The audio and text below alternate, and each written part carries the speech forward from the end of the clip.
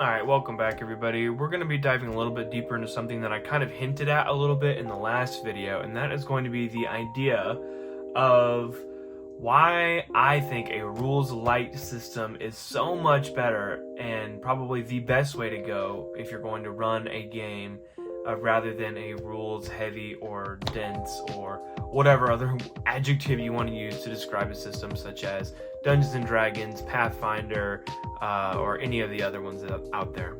If you've ever felt like you were getting kind of bogged down in all the rules and everything like that, then this is definitely going to be one that you're going to want to check out, because we have a lot fewer details to worry about in here, but I would say probably 1/10 the amount of information you need to know to play it properly, but 10 times the total amount of fun and role-playing that you can truly have.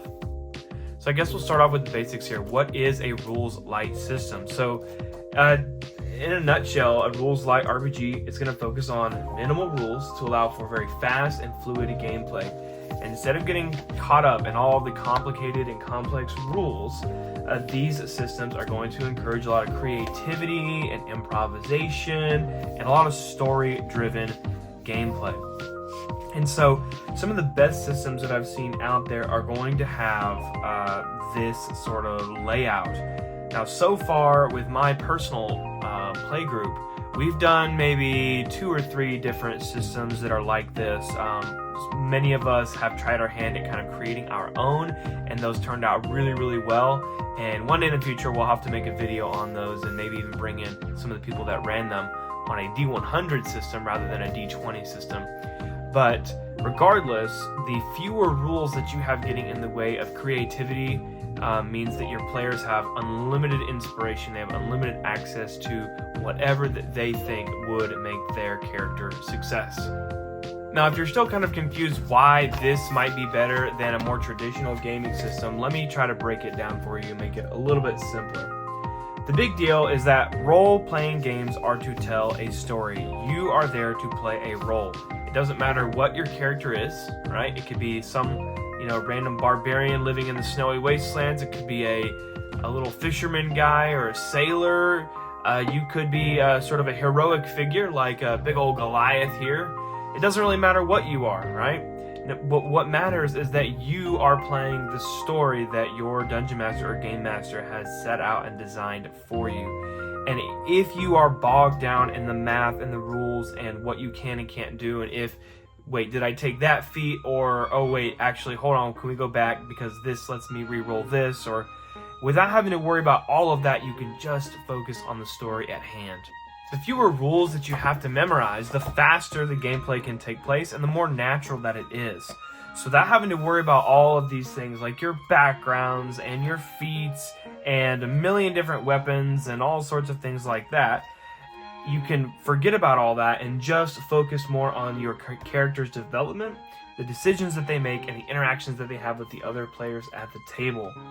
You can jump into character faster and a lot more organically into situations because you're not constantly flipping through the manual looking for, oh wait, hold on, let me check, skill, yes, okay, I got it, right? You don't have to worry about any of that stuff. You don't have to remember what each skill does. You simply have the basic skills, which in this system here are very, very simple, right? And we looked at them in the last video. But again, not trying to like sell you on this system or anything, but those are your basic skills right there. Very, very simple, right? That is your whole character sheet. There's not a lot that you have to memorize. There's not a lot that you have to worry about doing. It's all very, very self-contained right here. On top of that, you get a lot faster gameplay because you don't have to constantly be flipping back and forth and digging through the rulebook to see what is or isn't possible. You can simply improvise, right? And do whatever it is that you think would best fit that situation. So if you want your character to do something kind of wacky or crazy, just do it, right? Or have your character do it and see what the DM does, right? They might lead to some pretty successful outcomes, or it might end up badly for your character, and then you kind of learn, right? But that's sort of how it works. Now with a system like this, right, basic fantasy RPG, basic fantasy role-playing game, the encounter, right, everything there is to do with combat, part 5 here, is a total of let's see, pages 43 to 53, so 10 pages. So everything that you can do in combat or in any sort of encounter are encapsulated in these 10 pages. And most of these things are very, very simple rules. Combat, running, maneuvering, initiative, climbing, right? These are simple little paragraphs. And then if there's something that's not outlined in here, then it's up to the DM to decide and the players to role play it out. Also, when the rules are this light, it gives more room for the DM or GM to kind of think of rules on the fly, right? And because the players can kind of come up with some rules and the DM or GM can come up with rules on their own, you don't have this really rigid system, and instead it's more fluid, it's more flowing. It's not a one, size fits all for every single situation, because sometimes just because a rule works one way, for example, grappling, right? Everybody loves the grappling rule back here in 5th edition. Right, grappling basically does nothing. It just makes their movement 0, which may as well do nothing for them because they can still attack you, they can still cast spells, right? They can do whatever they need to do. And grappling does not even create the restrained effect, right? Restrained is something separate. So if you go to grapple check another, enemy or NPC, there's a good chance that you aren't even successful in doing what you set out to do. And when the rules are listed as this, you kind of have to follow that really rigid system. Whereas in here, there is no real rules on grappling. So you might just automatically succeed because you're stronger than the character that you're trying to grapple, or perhaps you have, a sneak attack advantage on them. But regardless, if the DM chooses, for it to be so, then you simply can just automatically succeed on that check. Or he or she might say, well, just roll a d20 and add your strength modifier. And, it's sort of impromptu on the fly. The DM can choose to do it or they cannot. Now, there is something that you have to be aware of before we continue, and that is the trust between the game master and the players. You cannot have a game master that sees his players as adversaries. So if the GM and the players are at odds with each other at all, and there is not trust, then you cannot have a rules-lite system work very well, because the GM might, allow for one thing one time and something else another time, and the players might think, oh, well, we're kind of getting an advantage on your NPCs, and now you're changing up how it works to suit them best rather than suit us.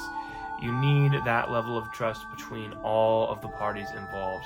Another big point for why rules-lite system is better is because there's a lot less rules to worry about. So if you are a new player or you're trying to bring a new player into the game, it is the best way to get them in, because you don't have to worry about all the different things you have to roll. You just hand them a character sheet and say, hey, we're gonna go do this, pretend you're this, we're gonna role play along, try to stay in character, tell us what your character would do.